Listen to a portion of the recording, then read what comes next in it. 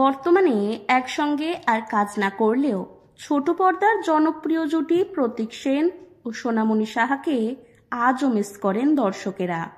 মোহর ধারাবাহিকে তাদের সম্পর্কের রসায়ন মন ছুঁয়ে গেছিল দর্শকদের। এমনকি তাদের ব্যক্তিগত সম্পর্ক নিয়েও উঠে এসেছিল নানা গুঞ্জন।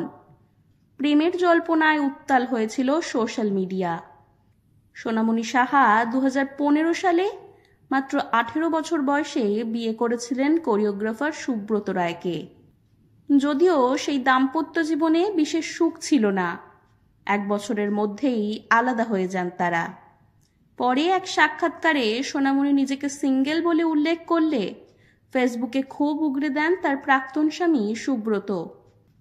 পাল্টা প্রতিক্রিয়া দিয়েছিলেন সোনামণিও।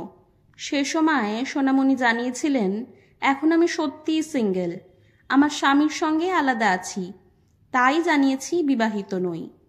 2024 সালের ফেব্রুয়ারি মাসে তাদের বিবাহ বিচ্ছেদ হয়। এই ঘটনার কিছুদিন পর থেকেই সোনামণির নাম জড়িয়ে পড়ে প্রতীক সেনের সঙ্গে। দর্শক মহলে মোহর ধারাবাহিকে তাদের রসায়ন এতটাই জনপ্রিয় হয় যে পরে এক্কা দোক্কা ধারাবাহিকে টিআরপি বাড়াতে প্রতীকের চরিত্র যুক্ত করা হয়। বর্তমানে প্রতীক অভিনয় করছেন জি বাংলার নতুন ধারাবাহিক দাদামণিতে। অন্যদিকে সোনামণি এখন স্টার জলসার অন্যতম জনপ্রিয় সিরিয়াল শুভ বিবাহতে কেন্দ্রীয় চরিত্রে অভিনয় করছেন। অবশেষে সোনামণির সঙ্গে প্রেমের গুঞ্জন নিয়ে মুখ খুললেন প্রতীক সেন। সম্প্রতি এক সাক্ষাৎকারে সোনামণির প্রসঙ্গে প্রতীক বলেন, এত বছর একসঙ্গে কাজ করেছি, বহুক্ষণ একসঙ্গে সময় কেটেছে, একটা বন্ধুত্বের সম্পর্ক তৈরি হয়েছে, আমরা খুব ভালো বন্ধু।